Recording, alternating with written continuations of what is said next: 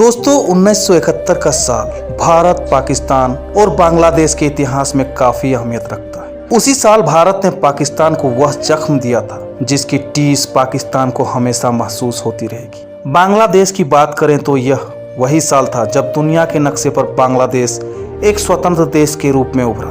दोस्तों 1971 के उस इतिहास बदलने वाले युद्ध की शुरुआत 3 दिसंबर 1971 को हुई। तो दोस्तों आज की इस वीडियो में हम पाकिस्तान के दो टुकड़े और बांग्लादेश के अस्तित्व में आने की पूरी कहानी के बारे में विस्तार से जानेंगे, इसीलिए वीडियो में एंड तक बने रहें। दोस्तों शेख मुजीबुर रहमान पूर्वी पाकिस्तान की स्वतंत्रता के लिए शुरू से संघर्ष कर रहे थे। उन्होंने इसके लिए 6 सूत्री कार्यक्रम की घोषणा की थी। इन सब बातों से वह पाकिस्तानी शासन की आंख की किरकिरी बन चुके थे। साथ ही कुछ अन्य बंगाली नेता भी पाकिस्तान के निशाने पर थे। उनके दमन के लिए और बगावत की आवाज को हमेशा से दबाने के मकसद से शेख मुजीबुर रहमान और अन्य बंगाली नेताओं पर अलगाववादी आंदोलन के लिए मुकदमा चलाया गया, लेकिन पाकिस्तान की यह चाल खुद उस पर भारी पड़ गई। मुजीबुर रहमान इससे पूर्वी पाकिस्तान के लोगों की नज़र में हीरो बन गए। इससे पाकिस्तान बैकफुट पर आ गया और मुजीबुर रहमान के खिलाफ षड्यंत्र के केस को वापस ले लिए गए। दोस्तों पाकिस्तान में 1970 का चुनाव बांग्लादेश के अस्तित्व के लिए काफ़ी अहम साबित हुआ। इस चुनाव में मुजीबुर रहमान की पार्टी पूर्वी पाकिस्तानी अवामी लीग ने जबरदस्त जीत हासिल की। पूर्वी पाकिस्तान की 169 में से 167 सीट मुजीब की पार्टी को मिली। 313 सीटों वाली पाकिस्तानी संसद में मुजीब के पास सरकार बनाने के लिए जबरदस्त बहुमत था, लेकिन पाकिस्तान को कंट्रोल कर रहे पश्चिमी पाकिस्तान के लीडरों और अन्य सैन्य शासन को यह गवारा नहीं हुआ कि मुजीब पाकिस्तान पर शासन करे। मुजीब के साथ इस धोखे से पूर्वी पाकिस्तान में बगावत की आग तेज हो गई। लोग सड़कों पर उतरकर आंदोलन करने लगे। पाकिस्तान की सत्ता प्रतिष्ठान ने पूर्वी पाकिस्तान में विद्रोह को कुचलने के लिए सेना को बुला लिया। दोस्तों पूर्वी पाकिस्तान में आज़ादी का आंदोलन दिन ब दिन तेज होता जा रहा था। पाकिस्तान की सेना ने आंदोलन को दबाने के लिए अत्याचार का सहारा लिया। मार्च 1971 में पाकिस्तानी सेना ने क्रूरतापूर्वक अभियान शुरू किया।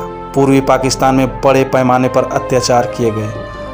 हत्या और रेप की इंतहा हो गई। मुजीब को गिरफ्तार कर लिया गया। गिरफ्तारी और टॉर्चर से बचने के लिए बड़ी संख्या में अवामी लीग के सदस्य भागकर भारत आ गए। शुरू में पाकिस्तानी सेना की 4 इन्फेंट्री ब्रिगेड अभियान में शामिल थी, लेकिन बाद में उसकी संख्या बढ़ती चली गई। भारत में शरणार्थी संकट बढ़ने लगा।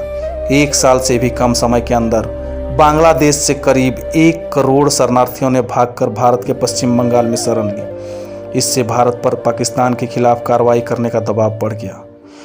दोस्तों कहा जाता है कि मार्च 1971 के अंत में भारत सरकार ने मुक्त वाहिनी की मदद करने का फैसला किया।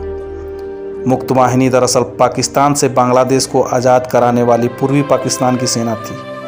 मुक्ति वाहिनी में पूर्वी पाकिस्तान के सैनिक और हजारों नागरिक शामिल थे। 31 मार्च 1971 को इंदिरा गांधी ने भारतीय संसद में भाषण देते हुए पूर्वी पाकिस्तान के लोगों की मदद की बात कही थी। 29 जुलाई 1971 को भारतीय संसद में सार्वजनिक रूप से पूर्वी पाकिस्तान के लड़कों की मदद करने की घोषणा की गई। भारतीय सेना ने अपनी तरफ से तैयारी शुरू कर दी। इस तैयारी में मुक्ति वाहिनी के लड़ाकों को प्रशिक्षण देना भी शामिल था। दोस्तों अक्टूबर-नवंबर 1971 के महीने में भारत की तत्कालीन प्रधानमंत्री इंदिरा गांधी और उनके सलाहकारों ने यूरोप और अमेरिका का दौरा किया। उन्होंने दुनिया के लीडरों के सामने भारत के नजरियों को रखा, लेकिन इंदिरा गांधी और अमेरिका के तत्कालीन राष्ट्रपति रिचर्ड निक्सन के बीच बातचीत किसी नतीजे पर नहीं पहुंची। निक्सन ने मुजीबुर रहमान की रिहाई के लिए कुछ भी करने से हाथ खड़ा कर दिया।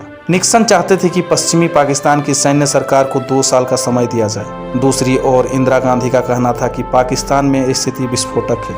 यह स्थिति तब तक सही नहीं हो सकती जब तक मुजीब को रिहा न किया जाए और पूर्वी पाकिस्तान के निर्वाचित नेताओं से बातचीत न शुरू की जाए। उन्होंने निक्सन से यह भी कहा कि अगर पाकिस्तान ने सीमा पार यानी कि भारत में उकसावे की कार्रवाई जारी रखी तो भारत बदले की कार्रवाई करने से पीछे नहीं हटेगा। दोस्तों पूर्वी पाकिस्तान संकट विस्फोटक स्थिति तक पहुंच गया। पश्चिमी पाकिस्तान में बड़े बड़े मार्च हुए और भारत के खिलाफ सैन्य कार्रवाई की मांग की गई। दूसरी तरफ भारतीय सैनिक पूर्वी पाकिस्तान की सीमा पर चौकसी बरते हुए थे। 23 नवंबर 1971 को पाकिस्तान के राष्ट्रपति याहिया खान ने पाकिस्तानियों से युद्ध के लिए तैयार रहने को कहा। 3 दिसंबर 1971 को पाकिस्तान की वायुसेना ने भारत पर हमला कर दिया। भारत के अमृतसर और आगरा समेत कई शहरों को निशाना बनाया गया। इसके साथ ही 1971 के भारत पाक युद्ध की शुरुआत हो गई। दोस्तों, मात्र 13 दिनों तक चले इस युद्ध में पाकिस्तान को बुरी तरह से हार का सामना करना पड़ा और भारतीय सैनिकों ने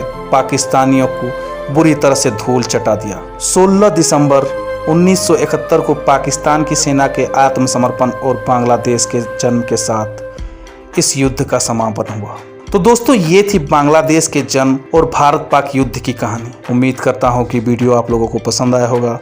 अगर वीडियो पसंद आए तो लाइक करें, शेयर करें और हमारे चैनल को सब्सक्राइब करके बेल आइकन ऑन कर लें।